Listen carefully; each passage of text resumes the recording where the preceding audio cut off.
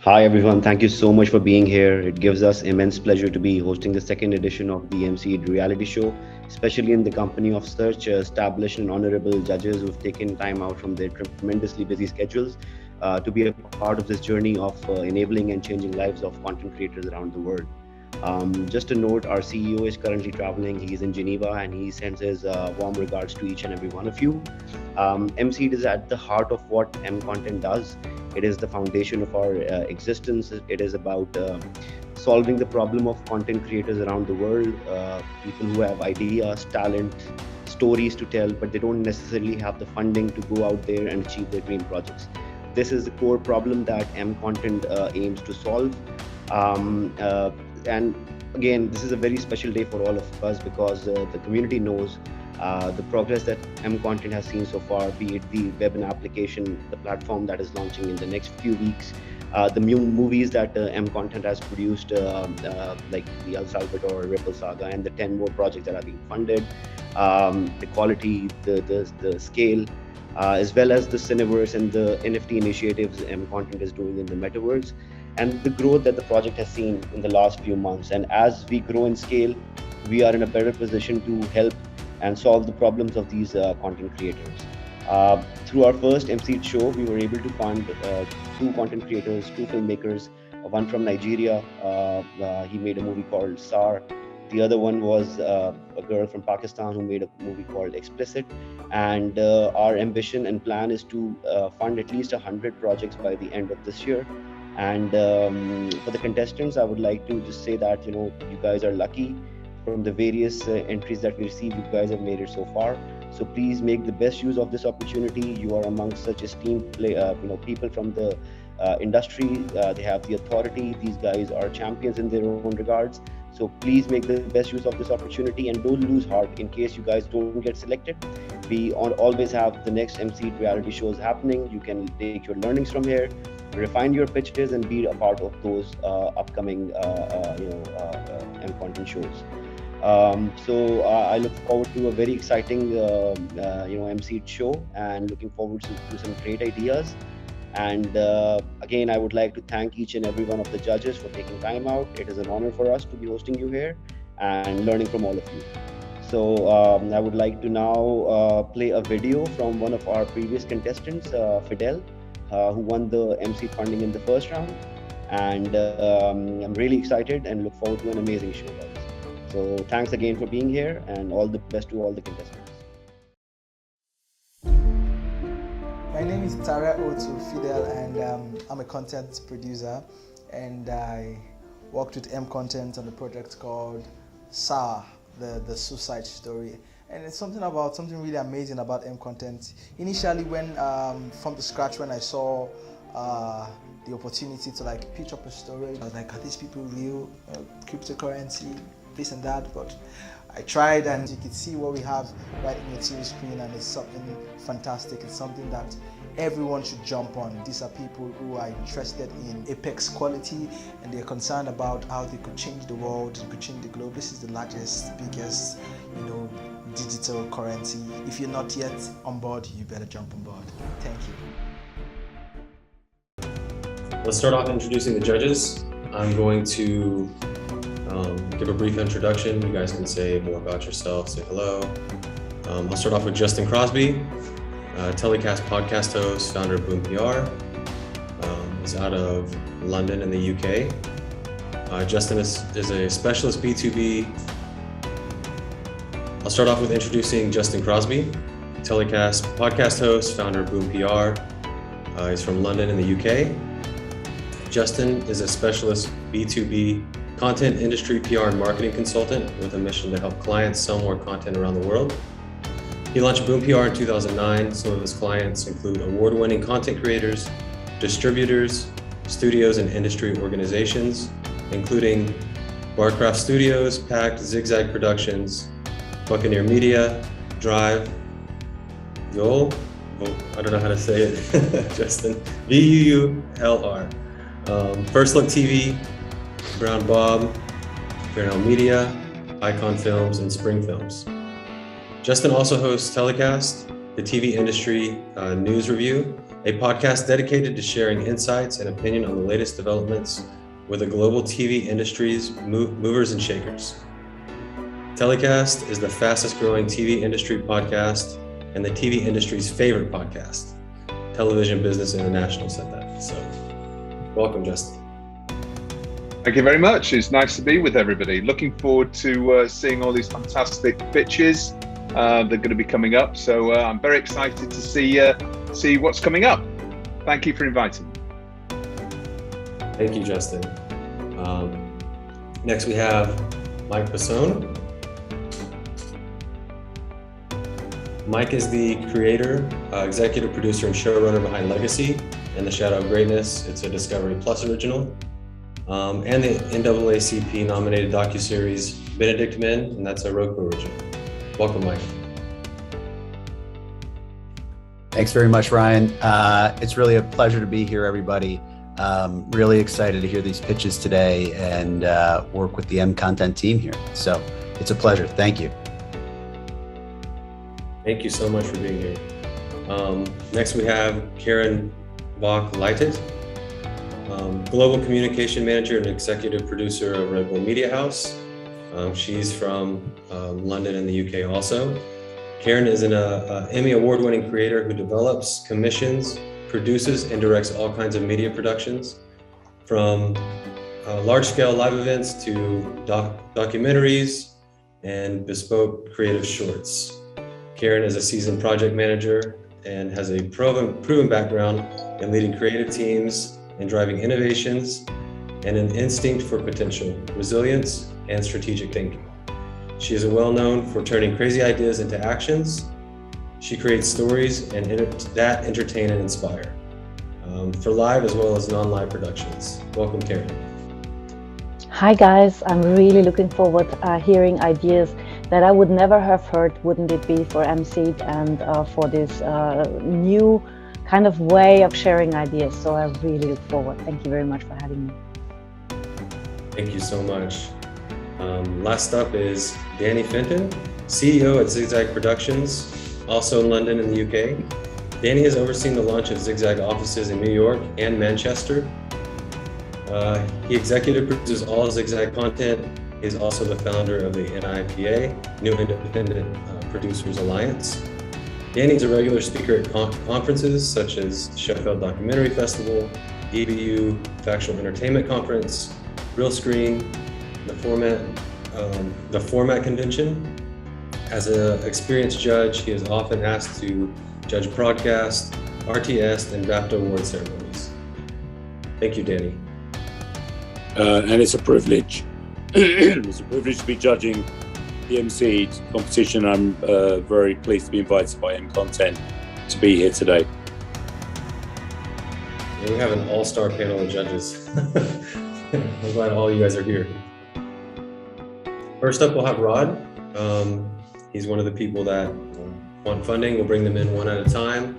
They'll have 5 minutes to explain the project. Then we'll go through the score sheet, which we'll have live on the screen as well. We'll show you that. Let's bring Rod in. Hey Rod, welcome back. You'll have 5 minutes to explain your project, the funding, direction, just an opening pitch to the judges so they can understand your vision. Okay, thank you very much. Can you hear me well? Yeah, we can hear you fine. Excellent. I'm trying to share my screen because I have a presentation for my project. Okay. You can. Thank you very much. So as I said, my name is Rad. The meaning is thunder. That's the name ThunderTech came from. And simply, I want to be one of the top automotive influencer and content creation here in the Middle East and globally. And I choose to submit my application to M Content because what I got to know from the social media, with few meetings with some influencer, that M Content will support content creators. Maybe I misunderstood the concept because currently I'm applying as an individual, not as a team. but let's go through the presentation, then maybe we could clarify what the things I did in the past, what the things I'm doing now, and what's things I'm planning for ThunderTech. First, let me give you the introduction about within the marketing industry. The influencer marketing is increasingly something very important nowadays, and even for the company I work with, the company name is Continental. We at least have let's say influencer campaign for our new software or components of car, at least maybe let's say twice in every quarter. We invite one of the social media influencer to present the new software or the new device or the new tire we are manufacturing for the car industry. And looking at also the car owners or the car lovers, whenever they see a campaign from an influencer, the statistics say that 60% of these people who after cars, when they see at a video campaign or a post from an influencer, they are tapping on it and they are either filling the application or even proceeding to purchase. So from these facts, and with my passion to the automotive industry, I started this journey a few months back, and I wanted to be an automotive influencer. I already started also publishing videos on the social media. So what is ThunderTech? I just simply as just brief, I want to be an automotive influencer to share new car model relief, or what's the trend in the automotive industry, who is the current influencer in the automotive industry, to collaborate with them into a new content or a show or a challenge or a program. And the videos or the content I'm planning to cover, I have 4 categories. One is the new cars review and video, is something I already started, and this is 2 examples of the 2 cars I reviewed in my Facebook page. Special cars, everyone, or let's say not everyone, some of the car lovers, they have their own customized cars. They care about them even more than their babies. So I want to review these cars. I want to meet these people and have or create a content on them. What's the new trend in the automotive industry? You know, this autonomous driving, the electrical cars, something in the past 10 years was not a trend. Today it's a huge trend, and I think within the next 10 years we will have something totally new, different concepts in the automotive industry, and I want to be one of the top influencers to cover this new change. Collaboration with current automotive influencers, and here I have 2 examples. One of them, I suggested a challenge to the famous car influencers in the Arab region, Arab GT, Sohaib, Karim, and the video get their, let's say, likeness, and they promised me to shoot the video sometimes later. The other part also, I have a, let's say, very strong proposal to business proposal to Supercar Blondie, Alex, and to see that in slide number 11, we will have a look at that. So something here, I noted that I'm living in Dubai, in UAE. There is at least in every quarter, there is a car or auto show, and I want to be available in these cars, and I want to cover whatever the news, whatever the special cars, who's presenting on this cars show. So this kind of 4 categories I want to cover. What's the current status? Currently, I already started in March. I have humble number of 16,000 followers on Facebook, and I'm sole individual content creator. With my own mobile, I'm doing all the process. I'm selecting the car, and this is the main challenge for me to let's say, to have an object to create content in. So when I go to any car dealer, Mercedes-Benz or Toyota and all those guys, they still not considering me for any collaboration because of the low, let's say, followers I have. And also I'm not a full-time content creator, so this could be another reason. But once I get the car, I do the scripts, I shoot the video, and then I do all the editing and posting on Facebook. So the next step is what I'm doing now, and this is the reason why I'm applying to M Content, to be a full-time content creator on social media covering the automotive, all news, and hopefully having a chance to increase my followers to a level which satisfy the automotive manufacturer or the car dealers in the area, plus also to get a chance to cooperation with other automotive influencers here in the area. And this is one of the reasons why I applied to M Content. This picture, what I'm showing here, is just that it's not necessary to win every lap. It's just necessary to show the progress in the next lap. And this is what I'm trying to do with my application at M Content to let's say to make progress. Now coming back to this business proposal to Supercar Blondie, if you can see here, all this Darman, Nasdeli, Johatab, Arab GT, these are very famous social media channels, and the numbers here, they are their followers in the Arabic channel which they have.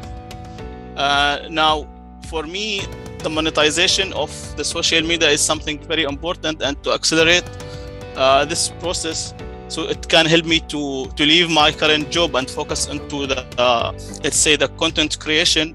My proposal is to have a collaboration with Supercar Blondie to do the Arabic content for them, and then it will accelerate, let's say, my financial reward, and then I can focus on the content creation. That's the project B, and hopefully I'm trying to contact her officially, but till now, you know, when you are a normal fan and try to contact one of these influencers with millions, they never get back to you. And hopefully through Content, if I can get support to at least present to her the concept and the idea, that will be great from my side. Talking about the budget, honestly, you have about a minute left. Okay, talking about the budget, as I said, I'm an individual. I don't have a team or running a business production, a company. Honestly, I couldn't figure out the budget correctly, how it will be. Especially, there was no even 0% in my mind that one day I will apply for fund as a content creator. So this can be reviewed later, how we will go through the budget. I just roughly was thinking that if M Content can support me to leave my current job and focus into the content creation, that will be something great.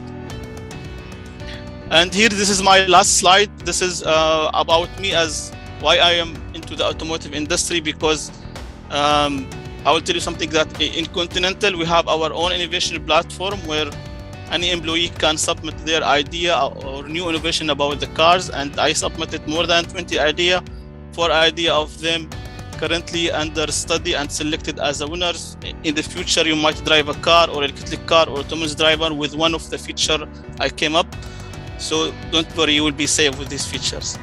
That's all from my side about ThunderTech, and thank you for listening and for this invitation. Hey Rod, thank you for that. Really appreciate it. Thank you. We'll move over to the judges panel. We'll have Karin go first. So the first thing we'll judge on is profile and general idea of projection. Are we first okay for asking questions? Because I would have one or two. Yeah, of course. Yeah? Cool, perfect.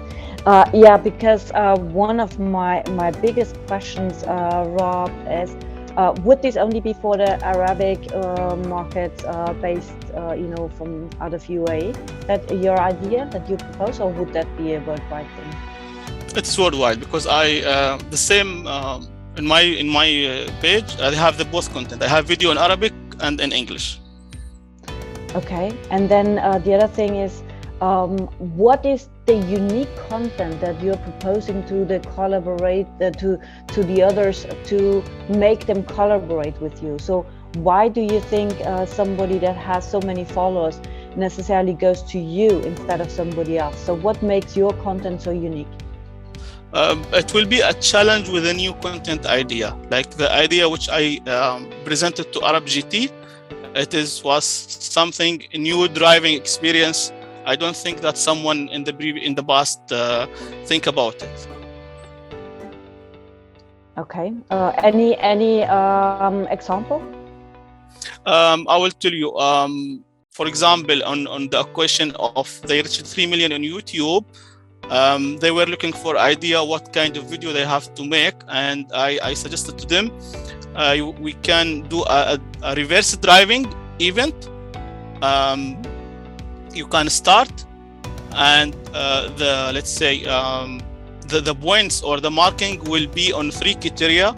Who will be what's the fastest let's say driving you will reach, and the timing, and the third one the stop limitation, the stop border, who will be able to stop the car on the right on the line end while driving reversing. And while driving reversing, we can show, let's say, a snapshot of your like of Arab GT achievement, what you have done in the past since 2009. So at the beginning, you can show the number of 3 million, you reach 3 million YouTube, congratulations. And while the car reversing, then you can recall flashes of your achievement on Arab GT. This kind of a content I suggested to them. Okay. Does anybody else now make questions before we then go back, full run for our scores? Yeah, we can go through each judge, see if they have questions, and then after that we can give a score 1 through 5. Mm-hmm. Yeah, I was going to ask, more about the content as well. So how you said you've been doing this for about how many months now? Probably a year. I started in March last year. Okay, cool. And to date, what's like your top performing video right now? One of on the Porsche car. And can you just explain what that concept is? Was that the same thing that you were just explaining, or is it something different? It is like what I start with let's say the technical detail about the car, then test drive, showing the acceleration, and at the end I conclude about recommendation about the car. And how many views on that video to date? Not that much, maybe 200,000 something. No, I mean that's great. That's nothing to sneeze at. Congratulations on getting that many views. It's great. Thank you very much. Of course. No, that's terrific. So I think a lot of this, it comes from that content strategy when you're trying to build a channel like this. So how many videos are you kind of thinking about producing per week? My target is to be at least 2 or 3, but 2 or 3? Yeah, if I look at my journey when I started in March last year, now it's a year, I'm not doing that, honestly. I'm a full-time employee, and my let's say my biggest challenge and conflict is the time to do all these things. And the second thing is the object of the content, the car. Like, I reviewed my friend's car. I beg to this dealer, for example, here, Honda or Toyota, to give me a car. Some of the times salesmen are welcome. They try to support someone when you explain to the situation. But some others, I will not mention the company, they just kick me out, honestly. I don't want to take up all the time. I can pass it to somebody else. If somebody else wants to jump in. Yeah, I've got a couple of quick questions for Rad. I guess my quick questions are, Rad, why would Supercar Blondie, with 12 million followers on social, or however many, obviously huge name in this genre, why would she partner with you? I'm just keen to just understand why because it seems to me that a lot of your proposal is based upon that as a partnership, where you haven't actually contacted her already. I just was showing the slides that I'm not sure why, honestly, she doesn't have Arabic channel, because here in the Arab region there are more than 300 million Arabic person on Facebook, and even when I can show her, for example, when she posts a video, I can scroll through the comments and you will find many of them in Arabic. So in a simple percentage, we can create Arabic channel with Arabic content for these people, and with her 40 plus million, let's say, followers on Facebook, we can any percentage will be converted to the Arabic channel. This is a new demographic for her. Right. So this is so your idea is a joint venture between you and Supercar Blondie to create to use her content or to use fresh content, because I guess the budget wise, I'm looking at 60% of your budget is based upon your living expenses as opposed to content creation. So I'm just trying to understand the content that you're going to be creating as part of this partnership. Yes. Is that just going to be phone shot? Is that going to be phone shot, or is it because obviously budget wise you're going to be? Yeah, I will tell you. Supercar Blondie she's the face of the brand. So whenever she is the presenter of that video, we will just do the content. But recently she is using some other people from her team. So when this kind of video, I can do the content in Arabic. So that's my concept to her about this new content in Arabic for new demographics. Right. Okay. Thank you. Thank you too. I just have one additional question for you, Rod. If you were to win the competition, how would the money make a difference to your proposition? What I'm thinking now, honestly, to have, I will use this money to have my own team and do, let's say, a minimal show, something similar to Top Gear, what Richard before and the other three glorious guys did with Top Gear. So if I got the money now, I could do something similar. I could invite two of the influencers, not necessarily the one to be famous here in the area, they could be more expensive, but two people with the same experience, same minded like me, and we could do our own automotive show here in the area. So more talent on camera, more production team behind the camera. Yes. More films per week. Yes. Okay. Thank you. Thank you too. Okay, thank you very much. Let's go down to scoring. First, we'll score off of a profile and general idea of the project. The scoring is 1 through 5, 5 being the best. So Karin, would you like to give your score? I can't do a mix between 2, 1, or so from 2. So I have to nail it down. I would say 3. Thank you. Mike, would you like to go next? Yeah, I would say a 2. Thank you. Danny? I would say a 3 also. Okay, Justin? 2.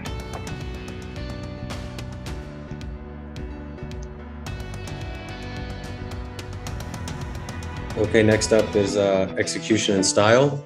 I'll have Karin go first. That's a 3 for me too. Mike? I would say a 2 again. Danny? That's a 2 for me. Justin? It's a 2 for me as well.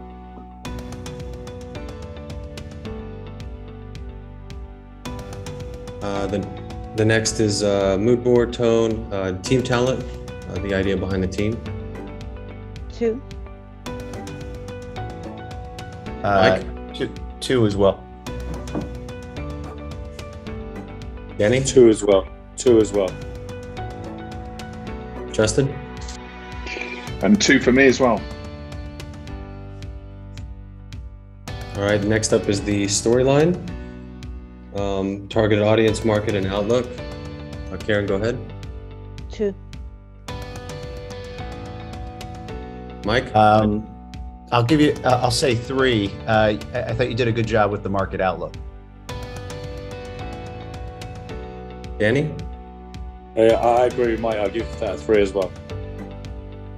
And Justin? I'm going to be consistent and say 2 again.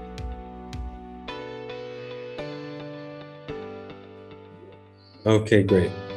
We'll have those totaled up on the scoreboard so everyone can see that's watching. And Rod, we'll move you back to the waiting room and we'll invite the next contestant. Just before we leave, I would just tell Rod, you're making videos about automobiles and the name of your channel is ThunderTech.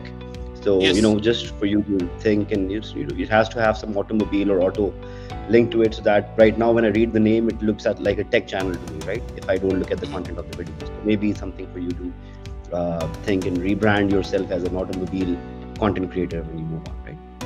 True. Thank you. Thanks, Rod. Thanks, Thank Rod. you. Thank you. See you soon. Thank you. Thanks. Okay, thank you guys. Next up, we'll have Jared. Can we get Jared in here?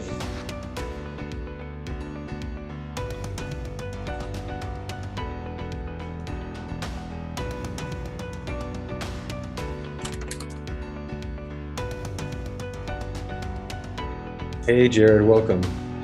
First, you'll have 5 minutes to pitch your project, your idea, just your vision to the judges so they have a proper idea.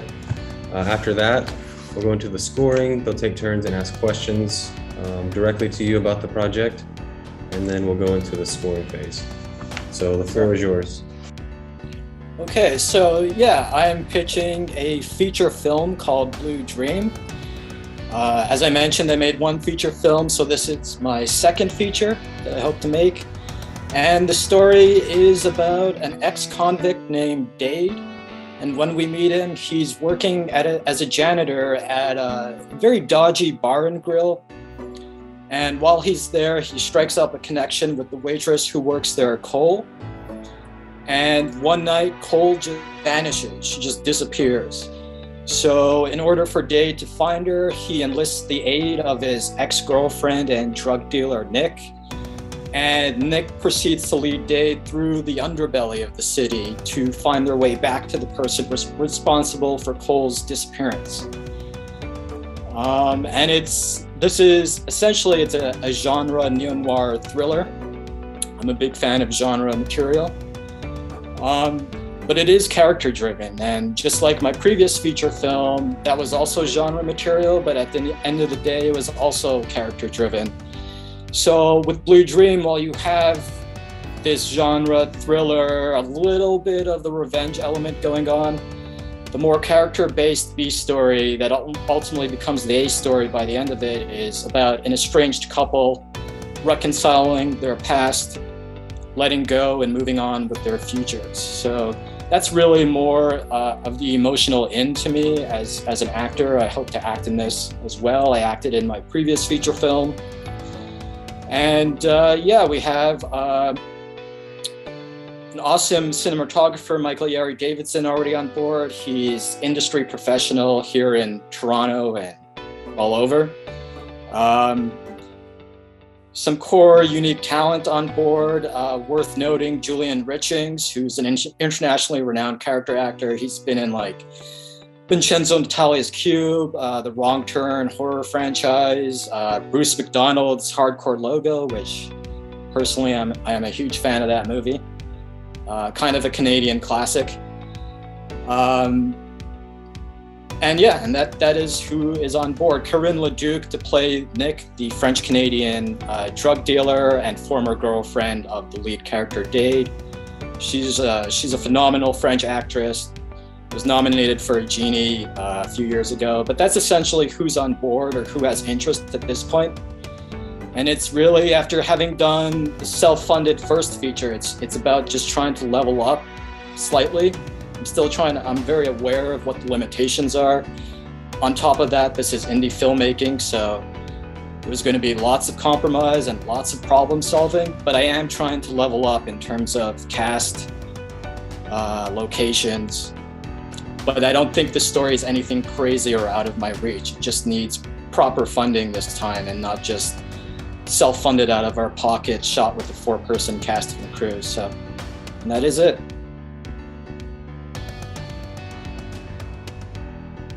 Can I ask the first question? Yeah, go ahead, Justin. It's Danny, actually.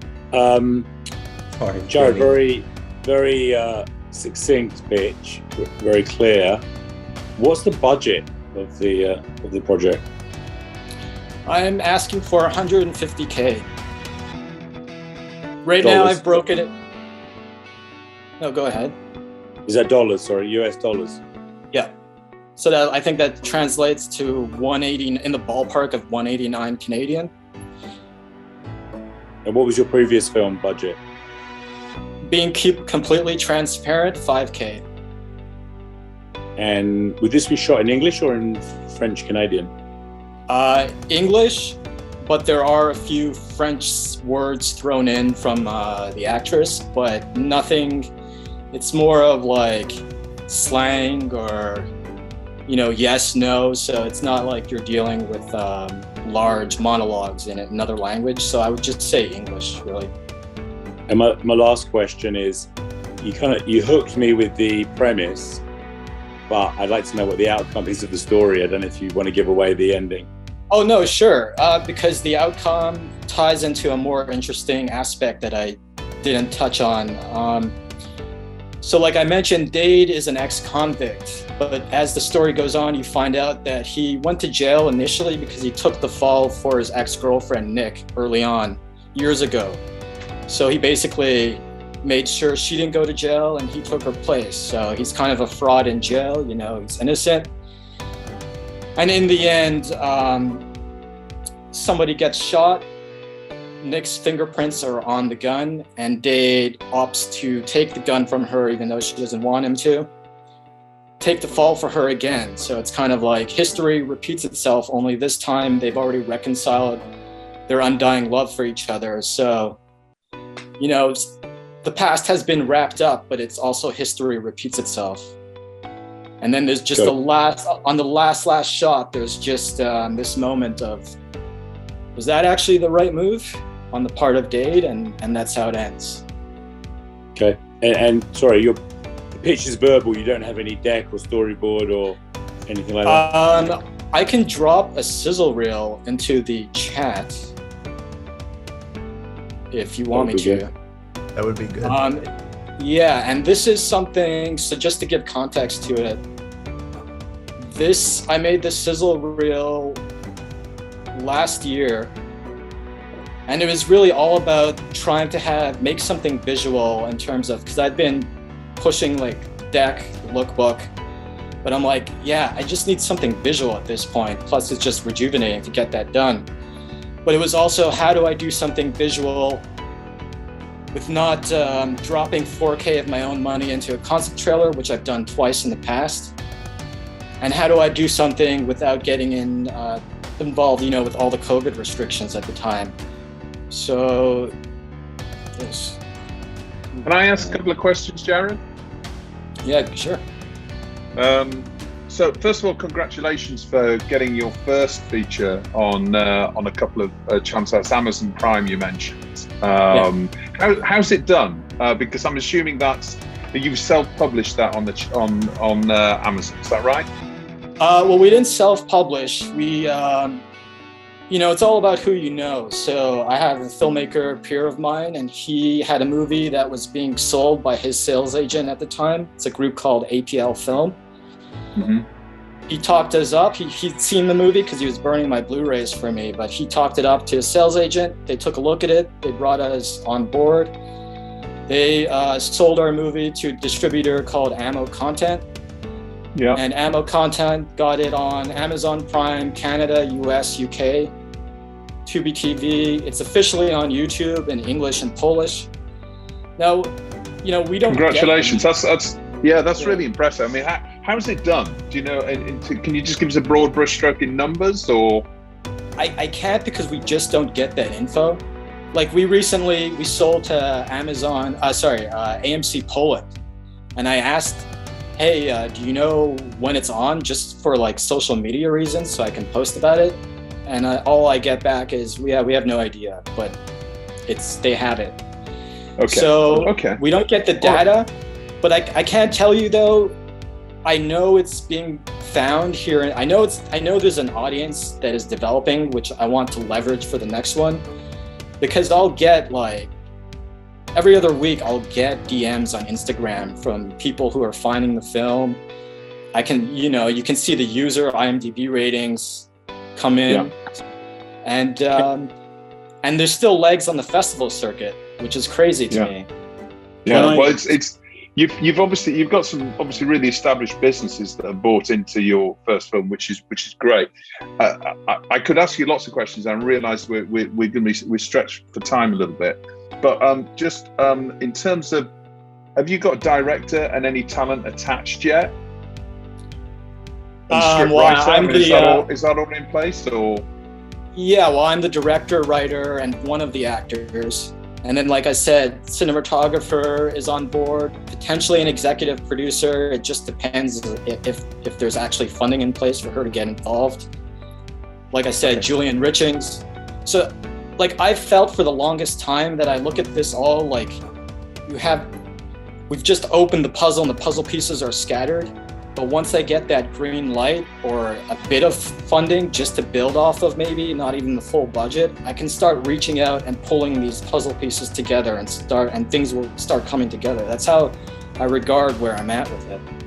Yeah, and you've done a budget. You've got a full budget worked up at this point. The full budget is worked up. Yeah. Yeah.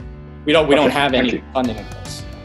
Yeah. Can I suggest we take 1 minute 30 to watch the sizzle before we carry on, because it might just be useful to do that before we proceed. Are you guys okay with that? Yeah, definitely. Let's do it. Do you guys want to take a second to watch it on your end individually, so you have an idea? I've watched it. Yeah, I watched it as well. I mean, Jared, I commend you for being so creative with your piece. I understand the indie game very well. I started off doing that for sure. So I understand the grind for sure. I think my question, even after watching the sizzle, I think I understand the style and the mood. But if you were gonna take a comp from a film that you would compare, your film to, what would it be, to give us all sort of a visual idea of, what you're aspiring to do with this movie? Did I mention 3? What was that? Yeah, go ahead, please. Because recently, like, I started writing this, and then I saw the Safdie Brothers' Good Time in theaters, and then I went home and just like, it was just so motivating, because I'm like, oh my God, this is kind of speaking to what I'm going for. Yeah. David Lynch's Blue Velvet and Catherine Bigelow's Strange Days, just in terms of, if you recall in that movie, just in terms of the atmosphere and mood, but also really the two lead dynamic of Ralph Fiennes and Angela Bassett in Strange Days. Your main character in that, Ralph Fiennes, he really relies and has to reconnect and almost be led through that story by Angela Bassett, who's literally a much stronger character in that film. And that's kind of my template for the Dade and Nick character in Blue Dream, is that he really has to rely on her help to get him through this narrative. But then you have elements from the first John Wick film, because like I said, there is a slight revenge element. Something I watched recently, Johnny Mnemonic, just in terms of atmosphere and shadows and visual language. So yeah, those are really the films I'm always thinking of.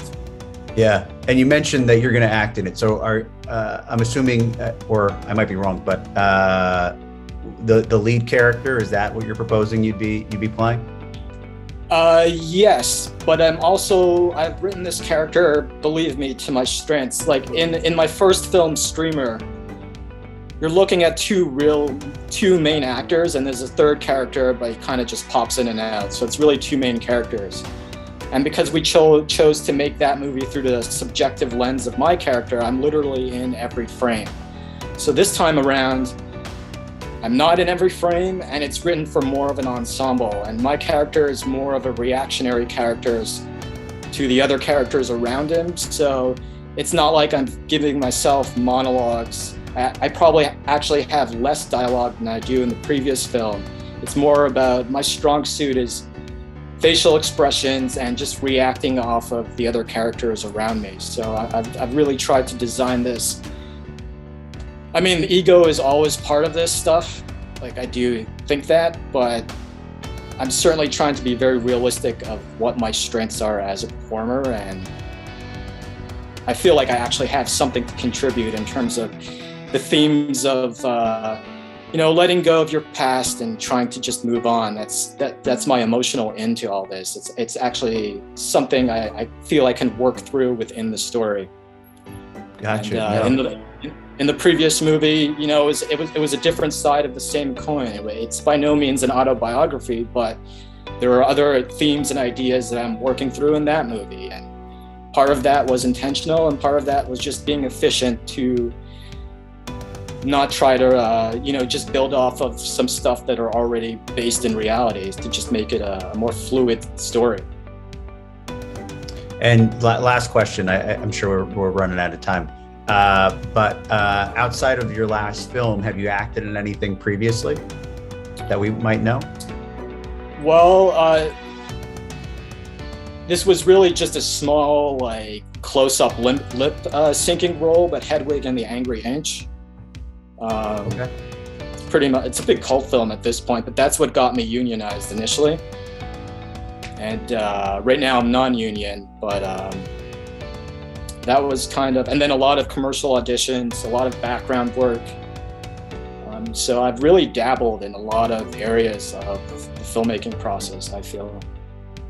Very cool. I'll toss it to anybody else. Justin, Karin, you have anything quick to add in? Or are you guys good? No, I'm good. All the questions are asked. Sorry, Justin. Yeah, no, me too. I think, thank you, Mike. Yeah, he asked a lot of questions that were really relevant for us, so it gives us a really good idea. So thank you, Jared. That's great. Thank you, everyone. Awesome. Well, let's start the scoring. Karin will go first, and we'll do a score 1 through 5 off of profile and general idea of the project. Okay, I would say 4 for profile and general idea. Okay, Mike? I give him a 4 as well. Danny? 3. Justin? 4. Okay, the next score is 1 through 5 on execution and style. Karin, you can lead again. 3.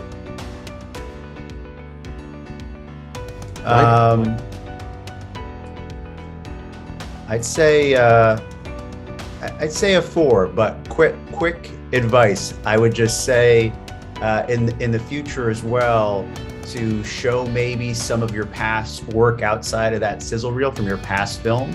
That would have been extremely helpful all the way around, even for acting as well, just to give us a reference point. That would just be some advice for your next pitch. Okay. Danny? I'm going to give it a 3. I'm going to offer some advice as well. I would have given a 4 if I hadn't asked to see the teaser tape and he hadn't thought of showing it as part of his presentation in the first place.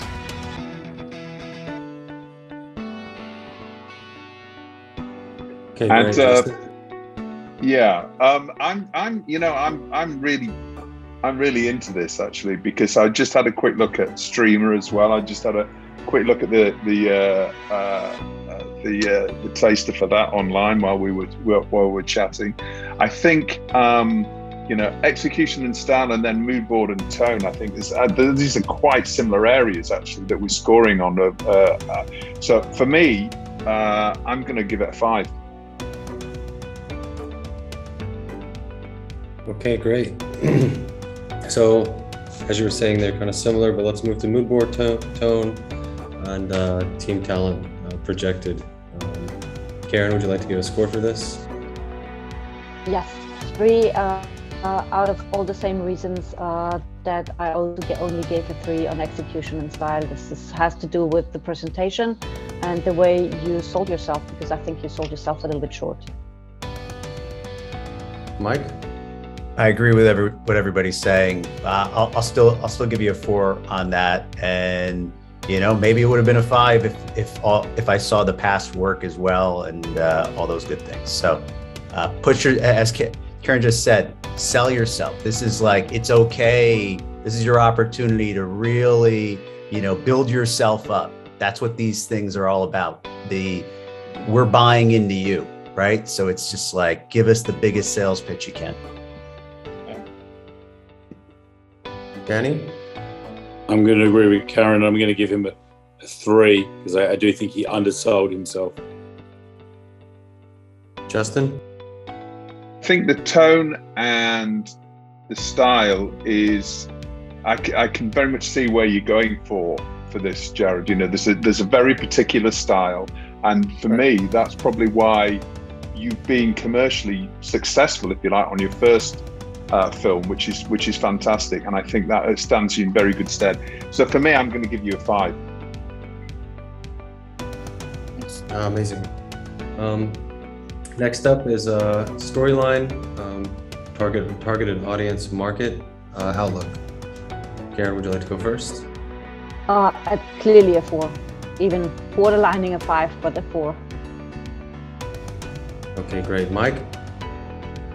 4. I think you could have dove more into what the market would be. I think all of us on the call know what the market is, but would love to hear your thoughts on it. Okay, Danny? Yeah, I'm going to give this one a 4. I think he's very clear on the storyline. Maybe slightly less clear on the target audience, but for overall enthusiasm and for focus, I give it a 4. Amazing. Justin? I'm going to go 4 as well, I think, and it would have been a 5 unless if Jared had really sort of set out a bit more detail about the core audience and who the consumer for this film would be. It would have been a 5, but it's otherwise it's a 4. Amazing. Judges, thank you for that. Jared, thank you for your time. Everyone at home, you can see the scoreboard now with the totals. Thank you. Thanks, Jared. Yeah. Thanks, Jared. Good job. Thanks. Okay, next up we're going to have Sarmad. Hey, Sarmad. Hello. So what's going to happen is you're going to have 5 minutes to give your pitch of your project, your outlook, your vision, just so the judges understand your vision with everything. You can also mention your proposed budget and any other plans you have. After that, all the judges will take time to ask you questions, and then we'll move into the scoring round and go from there. So the floor is yours. Thank you.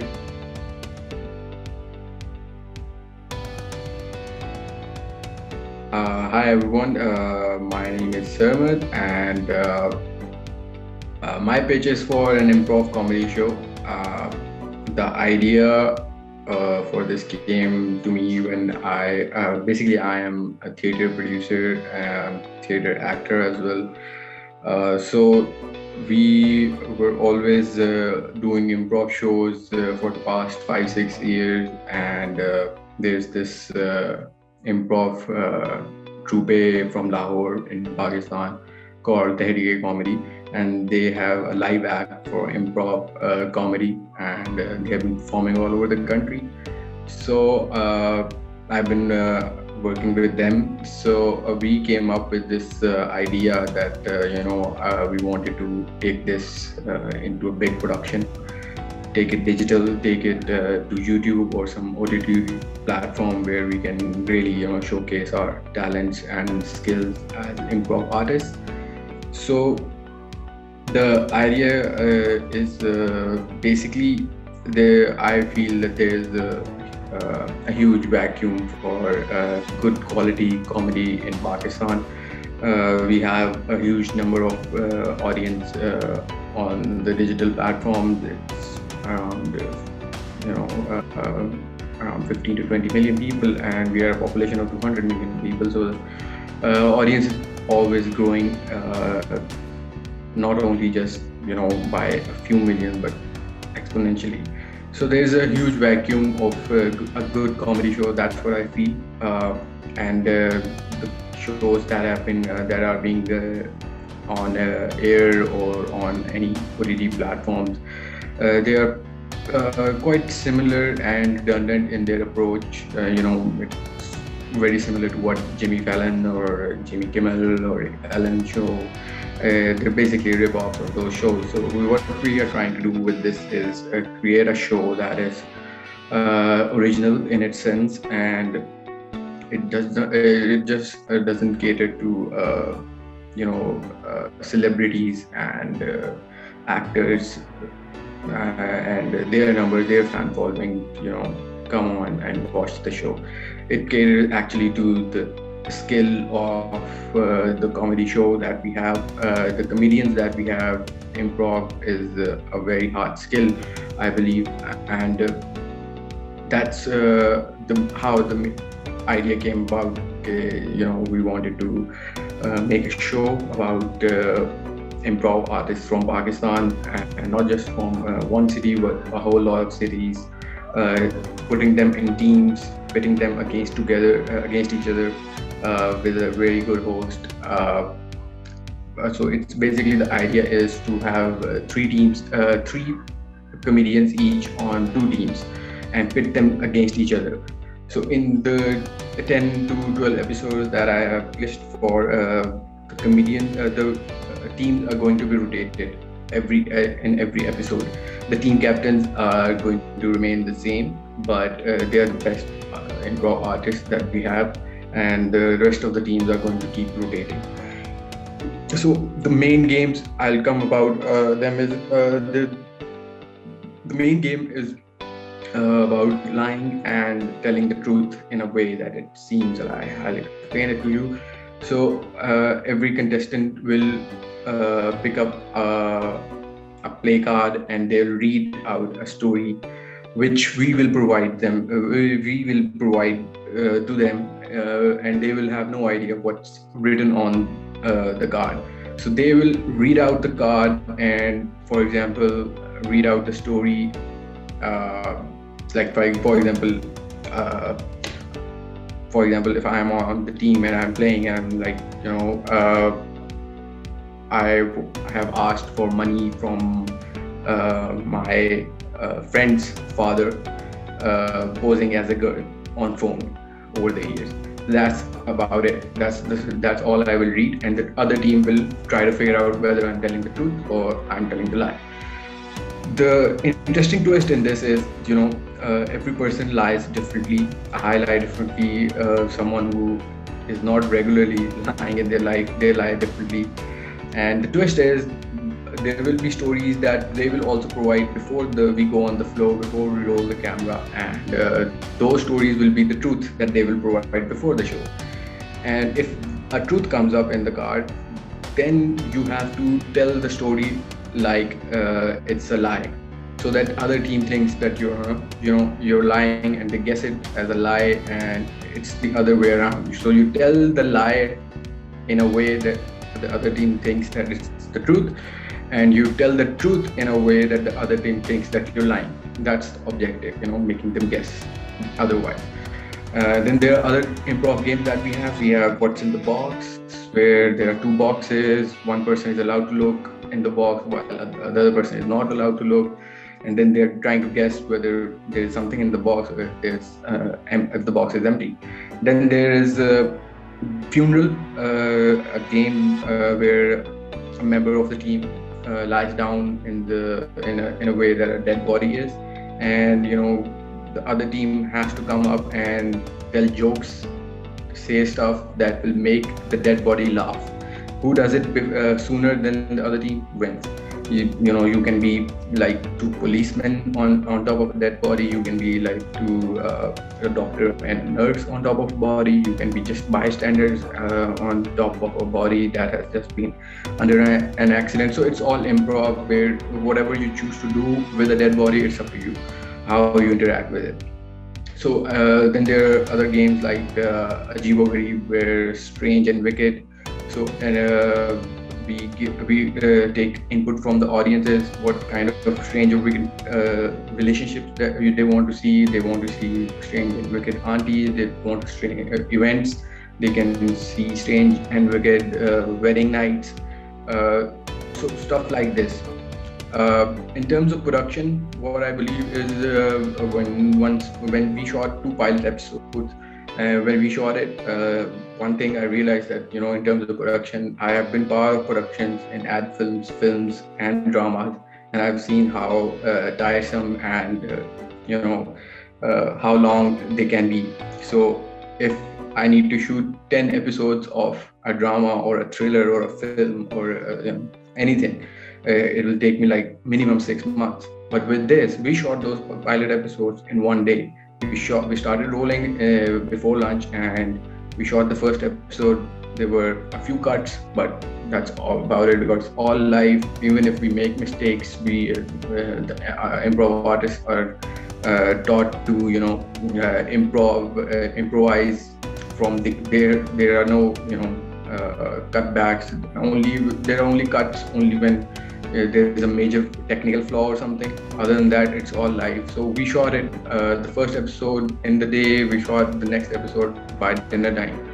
So one thing I realized that to churn out 10 to 12 episodes for the first season, it will only take me like at max a month and a half. And in a month and a half, I can deliver those 10 to 12 episodes. So, and I need just 10 to 14 days, basically 2 weeks to shoot those 10 episodes. So in terms of production, I felt that, this is something that can be, something that can be done regularly. Every year, we just need to take out a few months, even twice a year, we can do it without even, breaking a sweat. So in terms of production, I felt that this could be easy while also being difficult in other ways, but at least in terms of time, it is going to be one of the quickest things that I have done, because I've done theatre plays, films and ads and everything, and they take like months and years some of the time. So that's the basic idea, that there is no improv comedy show that has lots and lots of comedy artists from the country. So there are, just like I mentioned, there's the TellyCast comedy that I've been working with. They are from Lahore. Then there's Lol Wale. They are an improv comedy troupe from Karachi. Then there is Insolent Nights in Islamabad. So these are already teams that have live acts. So in the future, I have a plan to there's just like there's PSL franchise cricketing. It's phenomenal over the last few years. Similarly, I have improv comedy teams from every part of the country, from every state that represents a certain part of the country, and pit them against each other and have a franchise of comedy wars. A sort of spoof of PSL that's going on. So that's the major idea in terms of looking at it in the future. But for the first season, I'm not going to lie, it is an experiment. And for the first season, I'm trying to keep my cards to myself, a few cards to myself that I can use in the future. Amazing, Sarmad. And what was the full requested budget for this? It is $30,000 to $35,000 US. Okay, perfect. Judges, you have questions for him? Yes, I do have three. Oh, sorry, go. No, I was only going to ask is this just targeting the Pakistani audience only?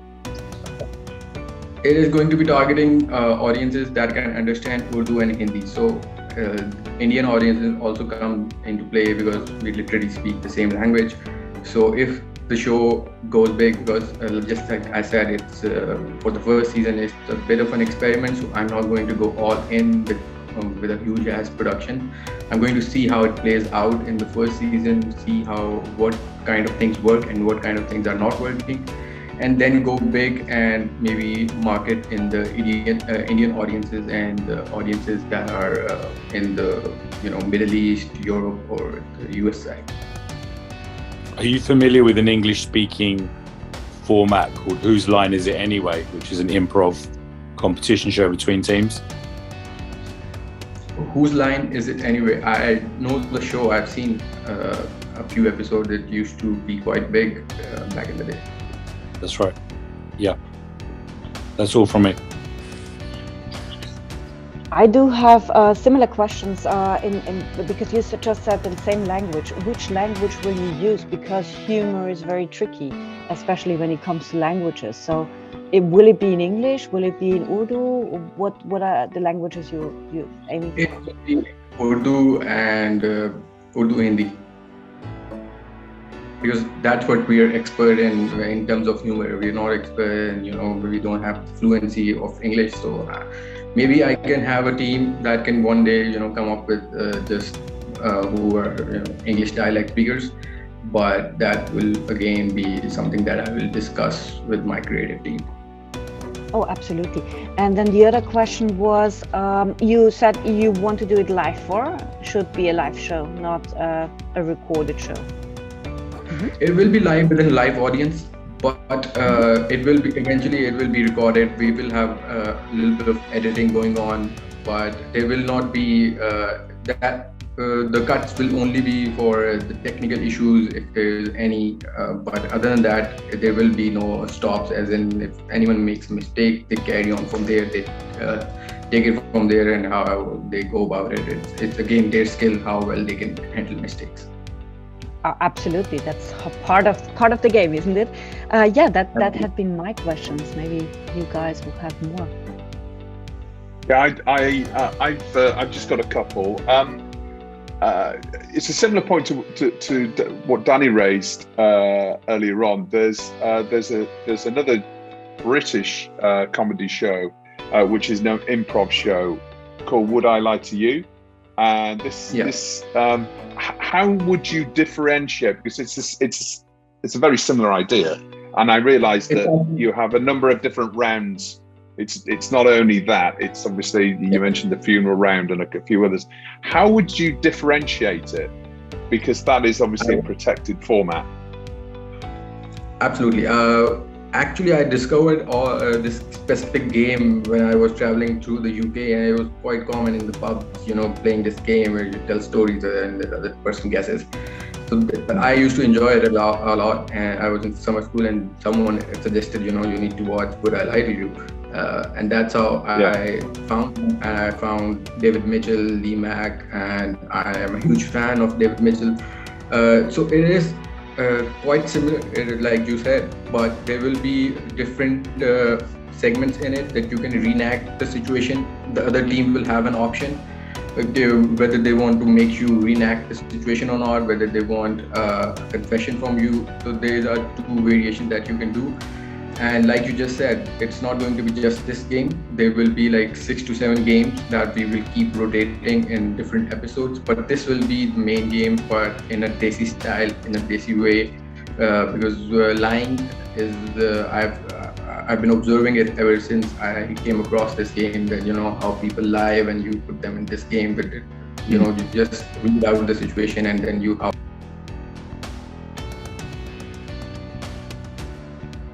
Sorry, I got muted. I don't know. So that's yeah. Okay, thank you. Thank you. I think everybody asked most of my questions, but I guess the last thing I'll just ask is, why improv? What excites you about improv?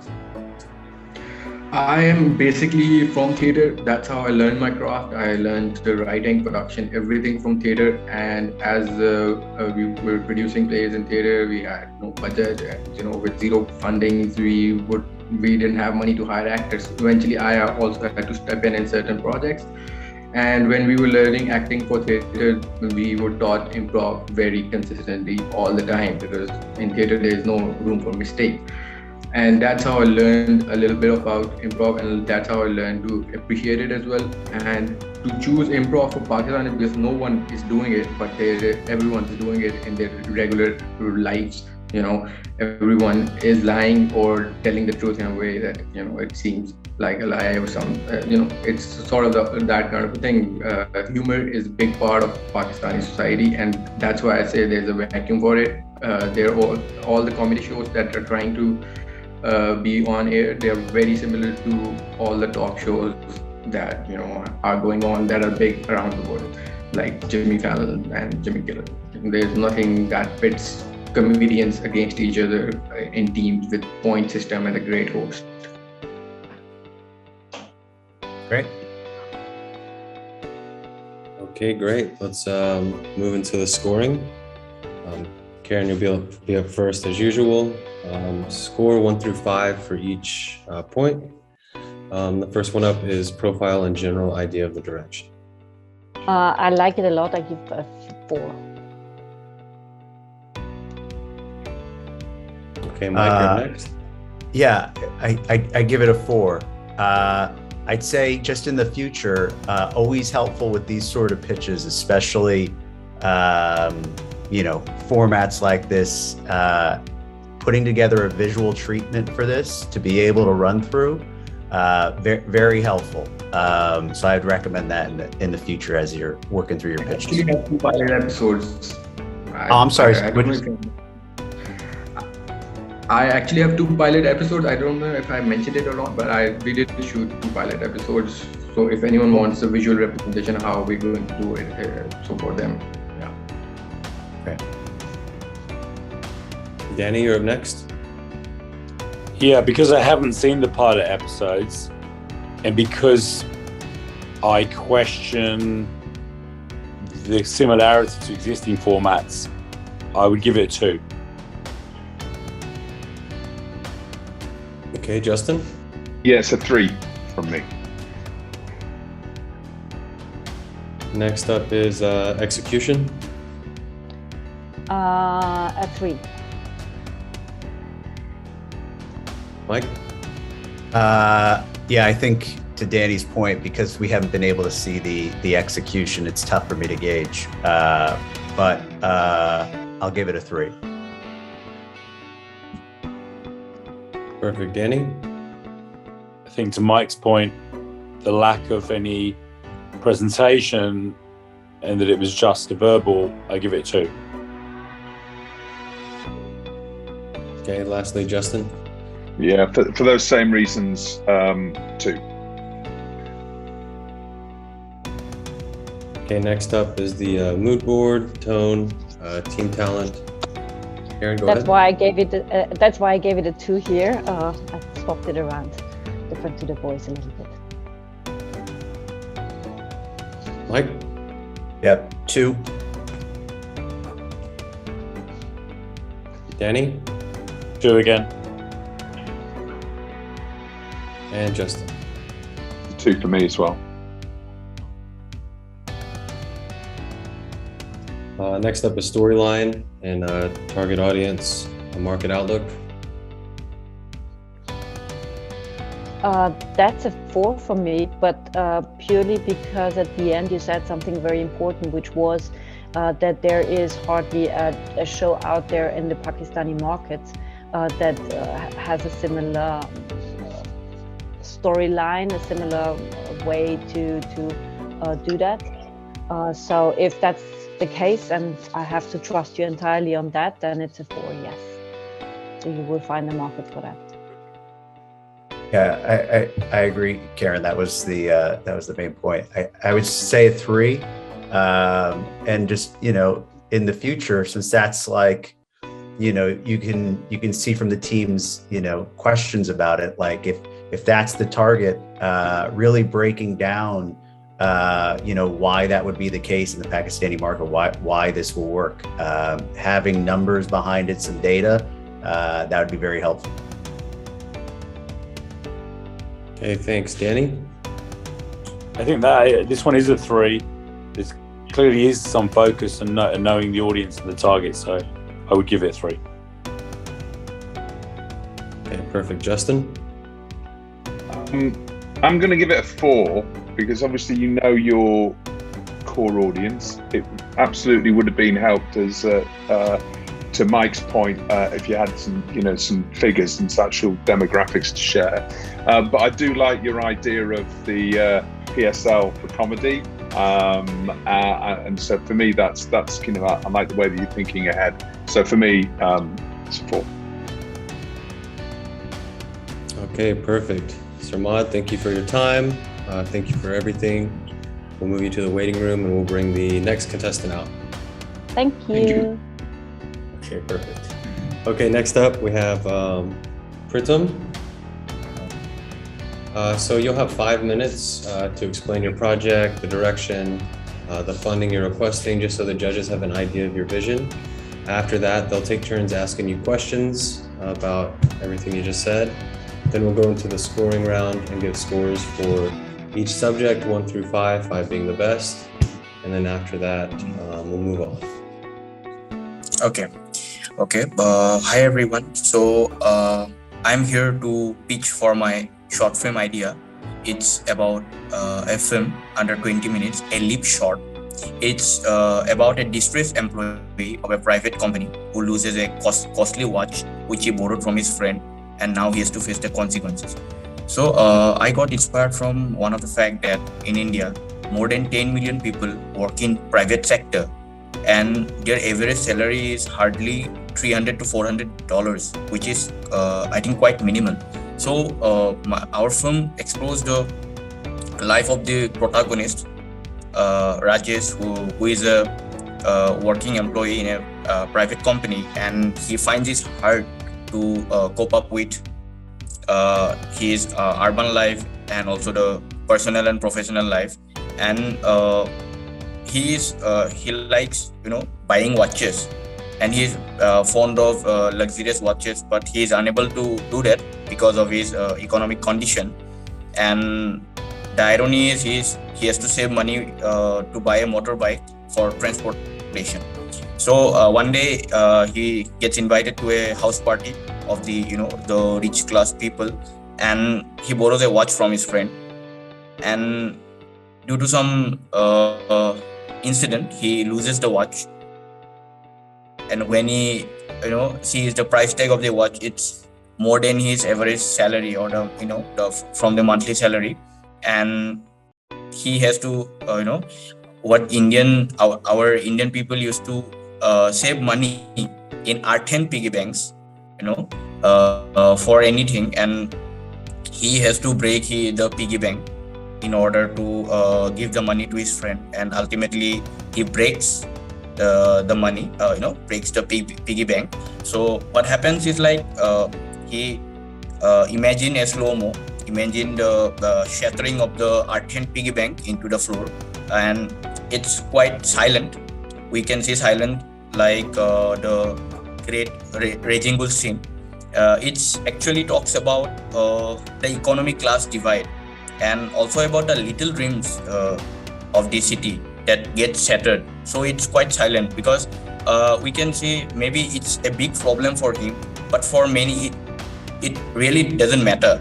So it's always silent, the people of the middle class, their dreams, their broken dreams always get silent, their problems, because this is how the society is being structured. So our concept is universal, because of the economic class divide and pessimism of the contemporary urban landscape. And that's why we named it a leap shot. It means a jump shot. So our protagonist is a jump shot to fit in with the rich class, but ultimately he loses the watch, and he's back again into the middle class thing. So the watch serves as a motif which signifies the rich class society. And we are seeking for $600 to $1,000 for this short project. And it doesn't mean that we are nullifying the content quality, because we have our own independent group. So we have our own editors, we have our own sound guy, and everything is being in the team, and money is being saved. So we can, as we have experience submitting in international film festivals and also in OTT platforms, I think it would be great in terms of ROI, the revenue generation. We can, after completing the film, we can send to the film festivals as well as into OTT platforms. And now in India, most OTT platforms are trying to buy short films from new people, from the new teams, from the new indie filmmaking groups, and I think that would be a huge booster for us. Regarding execution and style, I would say that I would prefer to do this in into the city life. I would like to showcase the urban landscape as a bleak world, but also the ill effects of capitalist society, and also there will be the both the ill and the ill effects and also the positive aspects of it. So yeah, I'll be trying that. Okay, so that is my pitch. Thank you. Thank you so much for that. Judges, do you have any questions? Yeah, I'll start if I may. Just Pritum, remind me, is this a short? This is a short film. Yeah, this is a short film. Okay, and what experience have you got of producing short films before? Okay, like we have made a series of 5-6 short films. With our own team. We have our own editors, we have our own cinematographers, and through our equipment, we have produced a short film named Requiem for Hope, and it's been virtually screened and selected in Lift-Off Film Festival, United Kingdom, and also at the Independent Film Festival, Germany. So yeah, we have made films basically focused on socio-economic issues as well as mental issues and psychological aspects. Yeah. Okay, yeah, and you say you've got in-house, in-house post teams. How come? Please, can you repeat? Yeah, so you work already for a production company? Is that right? No, I would say that we have our own production team. So basically, whatever we have done till now, we have our own team, and we have done like a production house. We have done everything. Okay. So who pays them? Sorry, I'm just a bit confused. From now we are investing from our, we are contributing. Everyone is contributing in the group, and we haven't taken money from production houses till now. We have whatever we have done on our own till now. Okay, so it's a group of you that have invested your own money into your own productions up to this point. Yeah, I see. Okay. Well done, first of all. And it's quite a modest sum that you're pitching for. Did you say between $600 and $1,000? Is that right? Yes, $600 to $1,000. Yes, because I think it saves us a lot of money.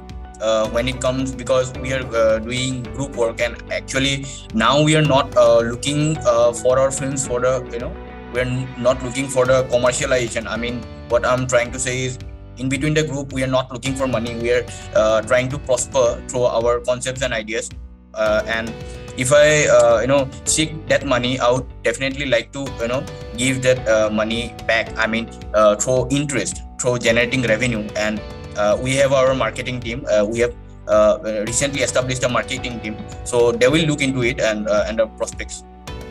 Okay, and one last question from me. So this is, you said it was a universal kind of story, but the watch and the idea of the symbolism of the watch and whether it perhaps is, are you really focusing more to an Indian audience? Yeah, not probably. When I say, because this economic class divide is, I think, prevalent in every country. Most of the countries, Yes. it's prevalent. And what I would say regarding audience, the people can connect because of that. The people from the city, the people working in corporate sectors. I'm not trying to demean the private sectors, but the work culture that we see, right? The work culture, we get weekends. We are working 9 to 5 jobs, and it's a work culture, and people can actually relate to that. So I'm at my best. I'll try to make the people relate, and actually the urban landscape, I'm trying to focus on that. Okay. All right. Thank you. I followed the story. I followed the story very. Hello, can you hear me? Yeah, I'm hearing. Yeah, I was saying I followed the story very well, as you told it. I just was interested to know, what was the incident where the watch disappeared? What happened? Okay, and that's simple. Sort of, he gets drunk, and ultimately, one of his friend drops him in front of the road. He lives, in front of his house, and ultimately he gets slipped, and he falls, and he loses the watch. And there's a sequence. He just wake up the next morning, and he tries to think, and he tries to remember what he has done. And we try to give a shot where we show like he's waving goodbye to his friend. And during that time, there's no watch. After he fell, his friend tried to pick him up, and he said, no, I'm okay, I'm all right. Then his friend leaves by waving a goodbye, and he leaves, and then we can see there is not a watch, and he remembers that. And if I put, and as it is in a city, city structure, so if you lose a watch, the next morning you will not get it, because it will not be there, because it's a city, it's a busy city, it's not a local neighborhood. You'll find it. So yeah, he loses the watch like that. Okay, thank you for that. That's all from me. Okay. Just Okay. one. Go ahead, Karin. Sorry, Mike. Thanks. Just one question. Which kind of style are you aiming for? So how can we imagine a little bit the look and feel of the short film? I would definitely go for a bleak world, a little like maybe the Snyder tone, Jack Snyder tone, I don't know. The color tone, maybe I'll be preferring a little bit quite of black, I'm just trying to show through that, from my perspective, I would like to show that through a, Jack Snyder world. I don't know how I'm gonna establish that, but of course, I'll be going into it, because I would try to show the, the whole city landscape. There's a scene, he will be walking through that, walking through a road, and will be, trying to show the city landscape, the train lines, the, electric fences, crows are eating in dustbins and all. So a little, sort of, I would say a little like Joker, right? Todd Phillips Joker, a little, when it comes to the color tone.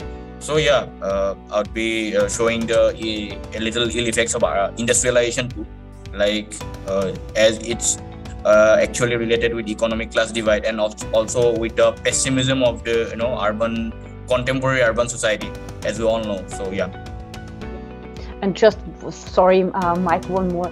How long are you imagining the whole thing? I didn't get the duration really. So is it will be under 20 minutes. It will be under 20 minutes. Or is it a 10-minute thing? Under 20 minutes. Okay, good. Thank you. No, I think most of my questions were asked. And you kind of already answered this already, but I always like throwing it out there.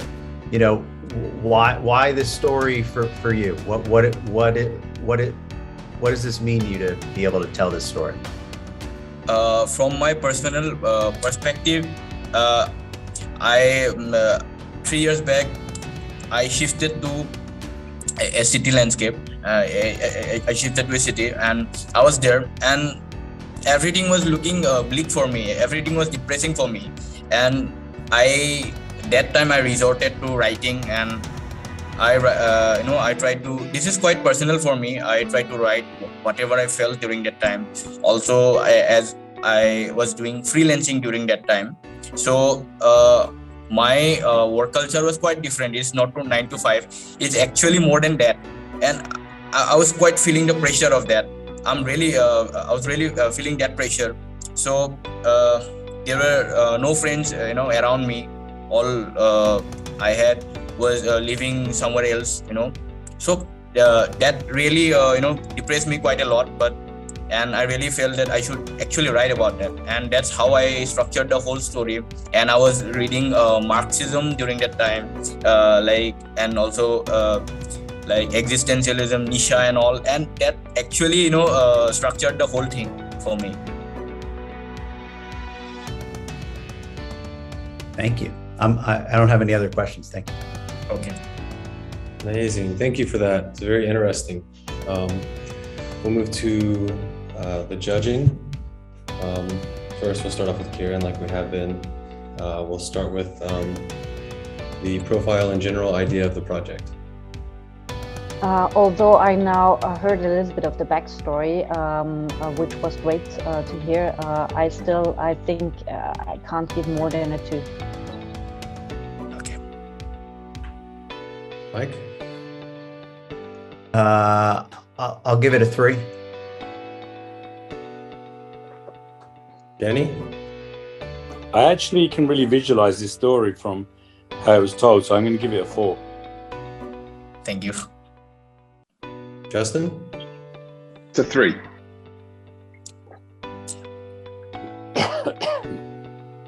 Okay, next we'll judge off of the execution. Karin?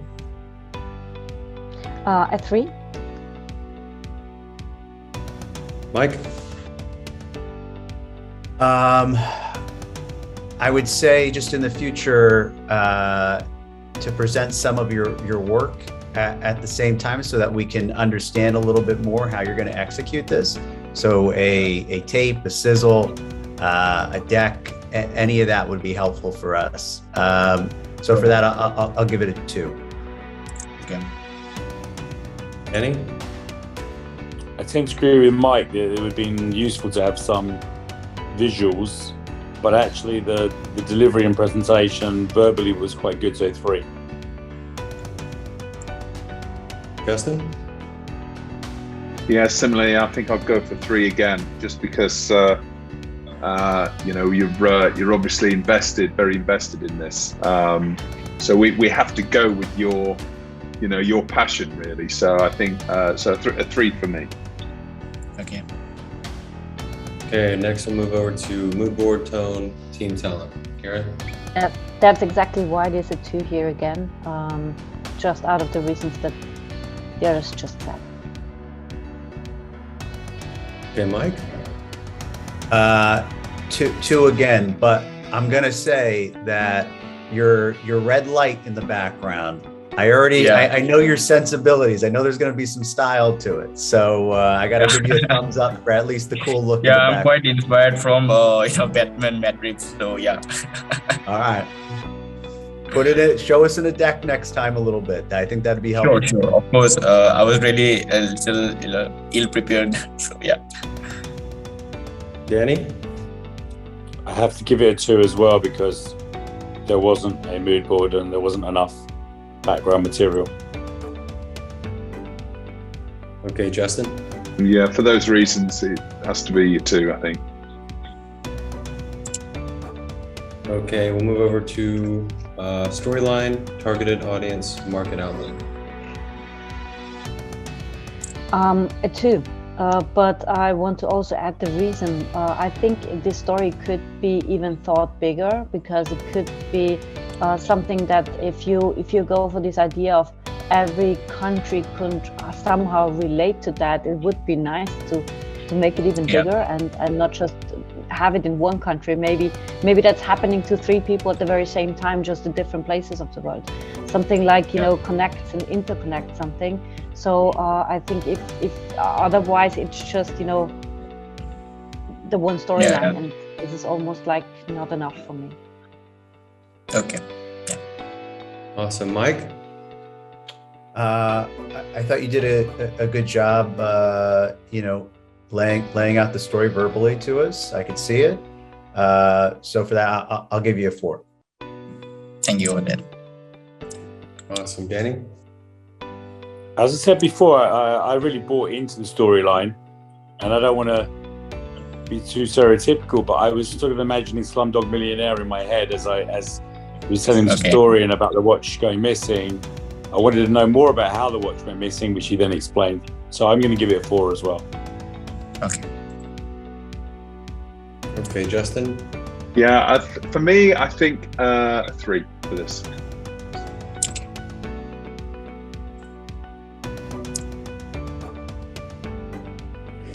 But thanks a lot.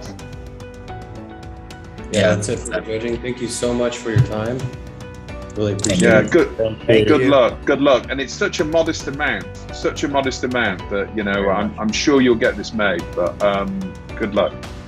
Yeah, I'll try my best, and definitely I'll try to be, I'll try to show some, past works. I'm really a little not prepared about that, so I should have, done it quite good. But yeah, I really missed some points, and thank you. You people just made me clear about it, and thank you for all.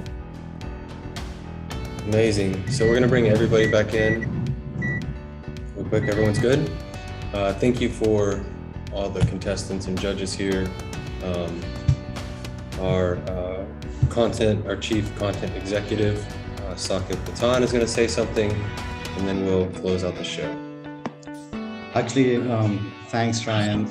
Not the chief content officer, but just speaking on behalf of Arun, our chief content officer, since he couldn't join in, but he's on the important task to raise investment so we keep the momentum going for the show. And yeah, would like to just a second.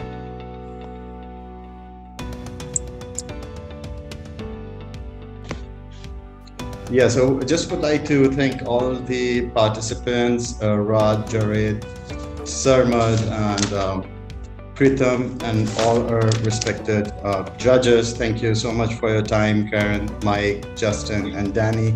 You brought in so much energy and life to this show.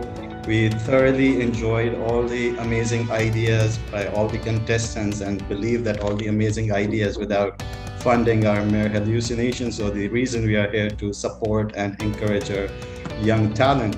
So yeah, just a message for all the contestants that failure and winning is just part of the game. So just don't be disheartened just in case, and keep the momentum going. There are learnings all the way throughout. We just need to analyze and assess and keep improving to conquer this world. And thank you once again, everyone. Thank you. Okay, everyone, that's it for the MC Reality Show. Again, on behalf of Content, thank you for everyone for appearing. Thank you so very much, each and every one of you. It was an absolute pleasure to have you here, and we learned so much from you guys. So thank you so much for that, each and every one of you, the judges especially. Thank you so much.